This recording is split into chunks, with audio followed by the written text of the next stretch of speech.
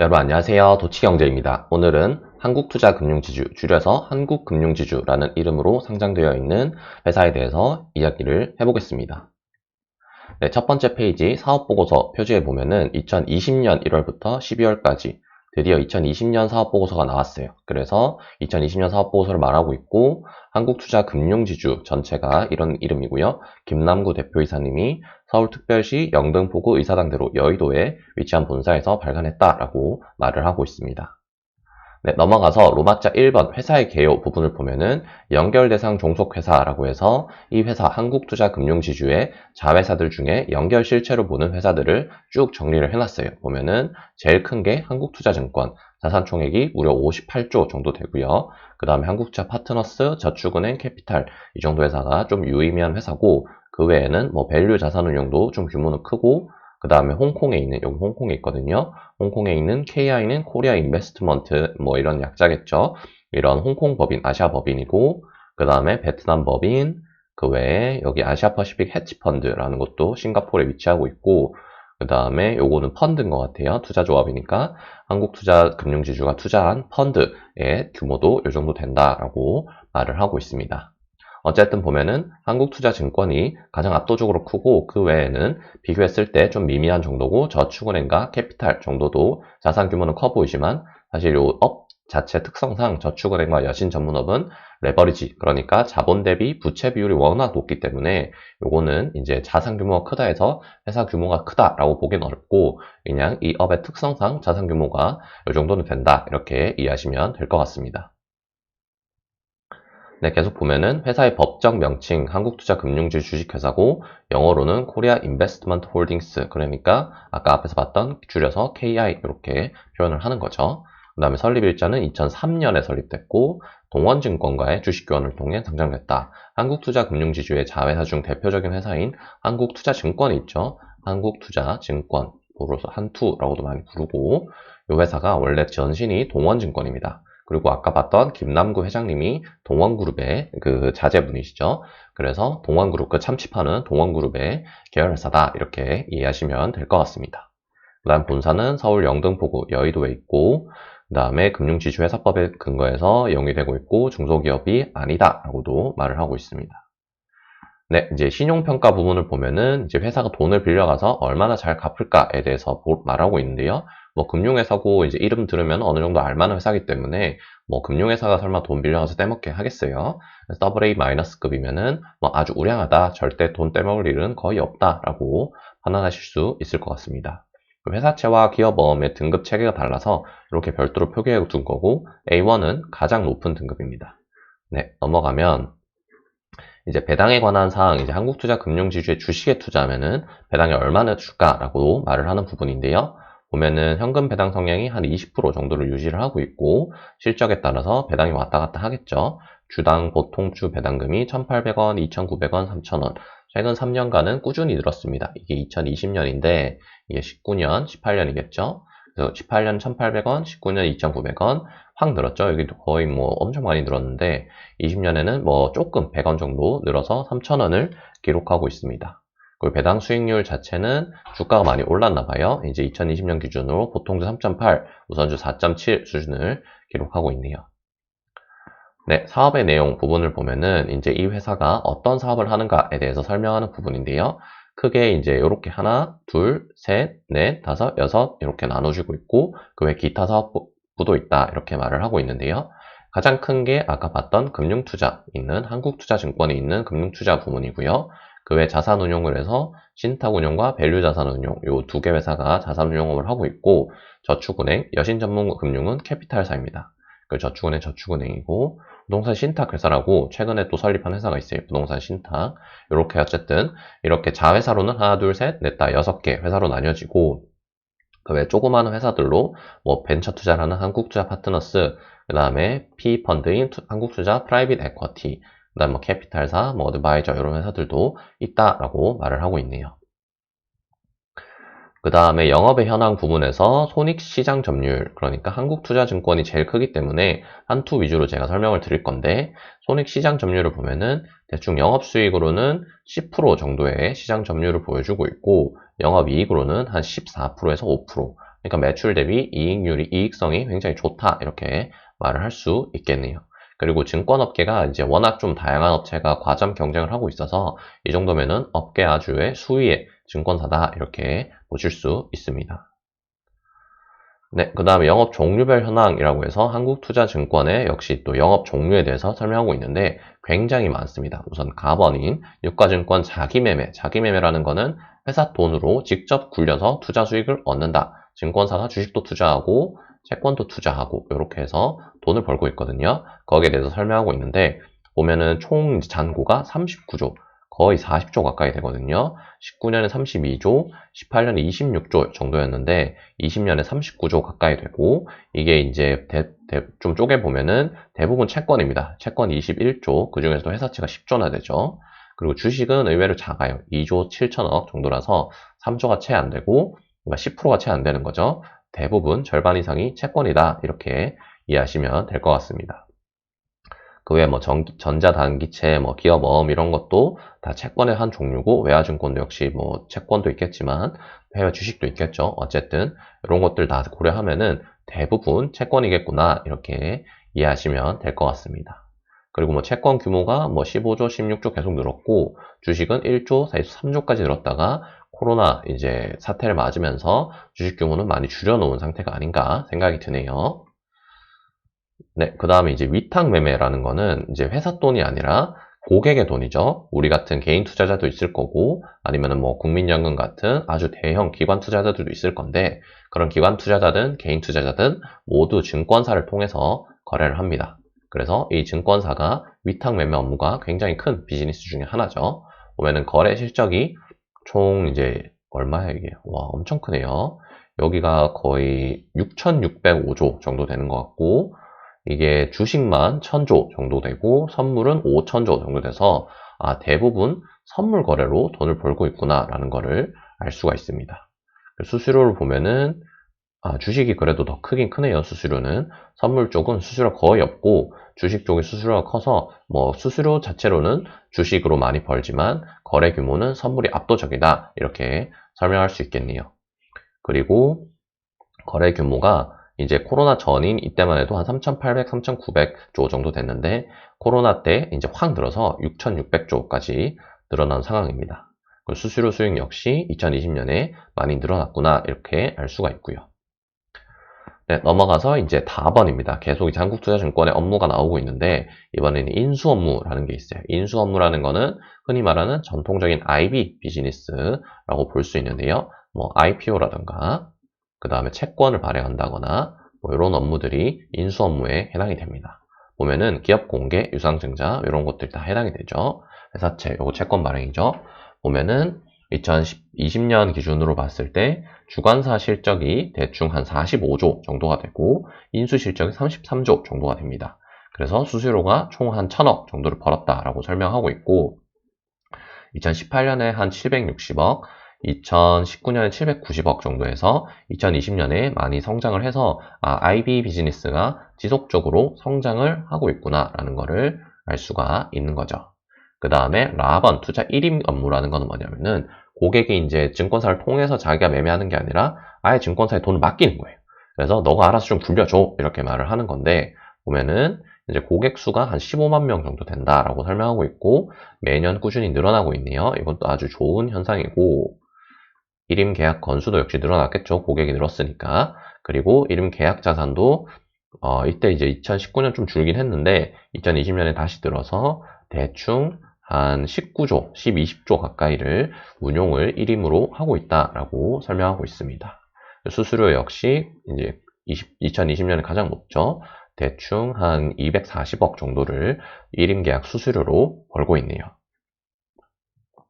네, 그 다음에 이제 신탁 업무라는 것도 있고, 신용공여라는 것도 있고, 뭐 기타 업무에서 이렇게 굉장히 많은 업무를 증권사가 하고 있는데, 어쨌든 증권사의 비즈니스 관점에서 봤을 때 여러 가지 업무를 한국투자증권이 굉장히 잘 성장시키면서 하고 있어서 모회사인 한국투자금융지주 입장에서도 굉장히 좋다라는 것을 이해할 수 있겠네요.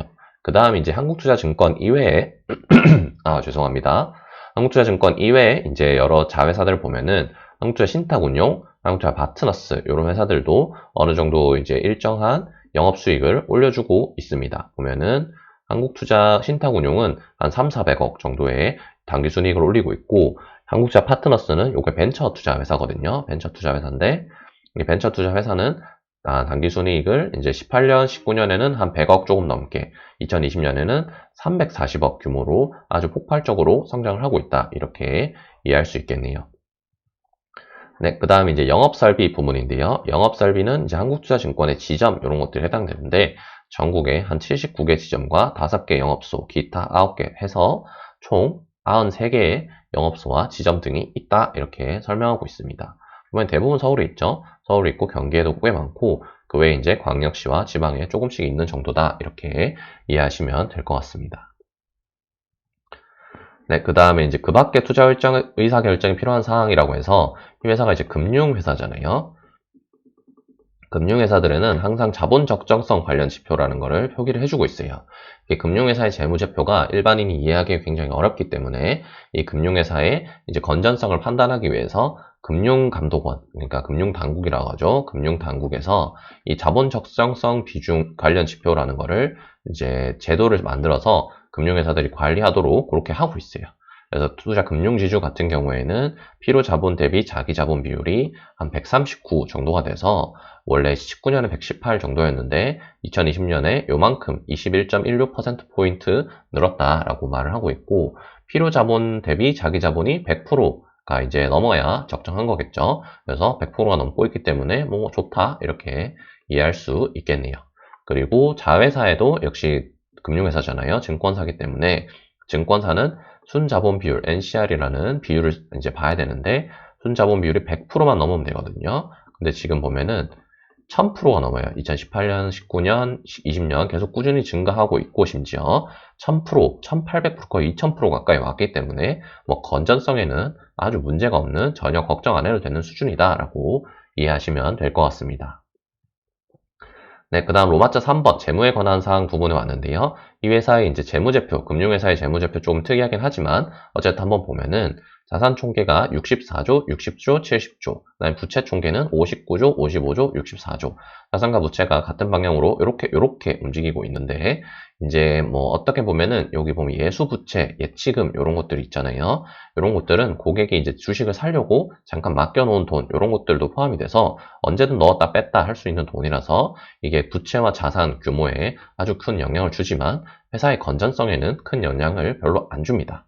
그래서 자산 부채가 이렇게 왔다 갔다 하는 거는 별로 큰 의미가 없고, 외형적으로 한 70조 정도의 자산 규모를 가지고 있는 금융지주구나라는 거를 이해하시면 되고, 정작 중요한 거는 요 자본이죠. 자본 규모가 꾸준히 성장하고 있다는 거는 금융회사로서 아주 여력이 높아진다는 거고, 좋아지고 있다 이렇게 판단할 수가 있는 겁니다. 네, 그 다음 영업수익이 간 매출에 해당되는 개념인데, 보면은 8조, 10조, 16조로 꾸준히 엄청난 빠른 속도로 늘고 있죠. 거의 2년 만에 2배 가까이 매출이 늘어난 상태고, 영업이익은 이제 6,400억에서 9,400억으로 확 늘었다가 2020년에 뭐 코로나 사태도 있었고 하니까 아마 자기 매매나 이런 것들에서 손해를 좀 많이 봤을 수도 있죠. 그래서 좀 손실이 좀 생겼는지 2019년보다는 영업이익은 많이 줄어있는 상황입니다. 그 다음에 총포괄 손익 같은 걸 보면은 뭐 대충 한 7천억 규모를 유지하고 있다 이렇게 설명하고 있네요. 네, 그 다음에 연결 재무제표 주석 부분에서 좀 볼만한 부분이 이제 자회사 이제 연결 실체에 대해서 설명하고 있고, 보면은 자산 규모 58조로 한투증권이 가장 크죠. 뭐 압도적입니다. 그 외 회사들은 크게 뭐 유의미한 회사가 없고, 자본 규모도 금융지주 자본이 한 5조 6천억 이 정도 됐었던 것 같은데, 한국투자증권이 5조 6천억으로 뭐 대부분을 차지하고 있다라고 설명을 하고 있네요. 네, 그 다음에 이제 연결 포괄손익 계산서 부분을 보면은 누가 돈을 많이 벌고 있나를 보면은 역시 한국투자증권이겠죠. 영업수익이 혼자 15조 발생하고 있고, 나머지는 조 단위도 없는 상황이고, 순손익 역시 혼자서 5,800억 정도를 달성하고 있어서 아까 총 7천억 정도의 연결 순익에서 이제 한투증권이 역시 대부분을 차지하고 있다라고 알 수 있는 겁니다. 그리고 이제 2019년보다는 좀 실적이 줄긴 했지만 어쨌든 대부분의 실적을 책임지고 있는 회사는 한국투자증권, 증권회사다 이렇게 이해하시면 될 것 같네요. 네, 그 다음에 관계기업 투자 중에서 관계기업 중에 이제 과반수의 지분은 아니지만 좀 중요한 지분을 가지고 있는 회사가 이 카카오뱅크라는 회사입니다. 카카오뱅크가 한국투자금융지주의 자회사는 아니지만 어쨌든 한국투자금융지주가 최대 주주 중에 하나라는 것을 알고 계셨나요? 잘 모르시는 분들도 계셨겠지만 어쨌든 지분율이 31%나 돼서 굉장히 큰 지분을 보유하고 있습니다. 카카오뱅크의 이제 장부 금액으로는 9,300억 정도를 인식을 하고 있고 뭐 기타 등등 모든 회사들 합쳐서 한 2조 8천억 정도 되는데 1조 정도가 카카오뱅크니까 굉장히 중요한 회사겠죠. 연결 자회사는 포함이 안 되지만 어쨌든 카카오뱅크의 지분 가치가 어마어마할 겁니다. 그리고 요약 재무 정보를 보면은 카카오뱅크는 총자산 26조에 자본 2조 7천억 굉장히 크죠. 그 다음에 영업수익이 거의 한 8천억, 순손익도 한 1천억 정도 돼서 이게 카카오뱅크가 아직 상장 전인 비상장사죠. 근데 이 회사가 굉장히 빠른 속도로 성장해서 상장을 하면은 한국투자금융지주의 가치 역시, 지분 가치 역시 굉장히 폭발적으로 늘어날 것이다. 왜냐하면 지분을 31%나 가지고 있으니까요. 그리고 단기와 장기의 관계기업 투자 변동 내역을 보면은 뭐 이제 대충 한 6,100억 정도였는데 유상증자를 했어요. 그래서 1,600억 정도가 늘어서 대충 한 9,300억까지 늘었다라고 말을 하고 있는 겁니다. 그 다음에 영업 부문별 공시라고 해서 이제 각 사업부죠. 증권사, 증권업, 운용업, 투자업 쭉쭉쭉 해서 보면은 총이익, 세전 당기순이익 보면 증권업이 가장 크죠. 증권업이 한 9천억 정도로 올렸는데 연결 조정으로 좀 빠질 테고 운용업, 투자업, 저축은행업, 여신전문업 다 비교해 봤을 때 저 증권업에는 별로 비할 바가 못 된다. 그나마 여신전문업인 캐피탈사가 조금 큰 편이다라고 보여지네요. 그 다음에 뭐 세부적으로 좀 브레이크다운해서 보여주고 있지만 역시 이제 증권업이 가장 크다라는 것만 보여주고 있다라고 이해하시면 될 것 같습니다. 네, 넘어와서 이제 주주에 관한 사항 부분인데요. 주주는 김남구 대표이사님, 그 다음에 이강행 임원님, 이렇게 이제 두 분이 나눠져 있고, 김남구 대표이사님이 20% 정도를 가지고, 20.7%까지 늘었네요. 20.7%를 가지고 한국투자금융지주를 경영하고 있다라고 말을 하고 있습니다. 이 김남구 대표이사님은 2003년부터 일을 하셨나봐요. 대표이사로 일을 하셨고, 2005년, 뭐 2011년, 2020 계속 한국투자금융지주 대표이사 회장으로도 일을 하고 계십니다.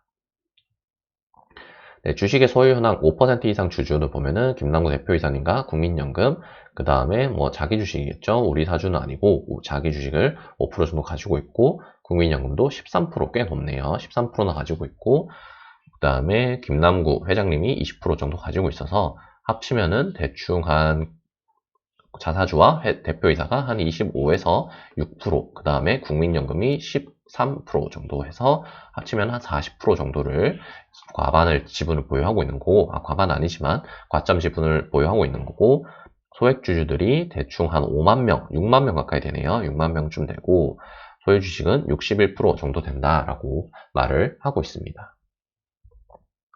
임원 및 직원 등에 관한 사항 부분을 보면은 이거는 지주회사의 순수 직원만 보여주는 거지 밑에 이제 증권사나 뭐 운용사 이런 회사들의 직원은 빠진 겁니다. 그래서 보면은 지주회사에는 58명밖에 없어요. 뭐 거의 소수 인원으로 굴러가고 있다라고 말을 하고 있고 급여 총액도 한 8천만 원, 평균 8천만 원 정도 돼서 우리가 흔히 아는 금융업계의 평균 연봉보다는 조금 낮아 보이고 직원 수도 별로 없어서 대부분 관리 직군이겠구나라는 거를 이해할 수 있습니다. 네, 여기까지 한국투자금융지주의 사업보고서 읽어봤고요. 궁금하신 사항 있으면 댓글로 남겨주시면 답변 드리도록 하겠습니다. 감사합니다.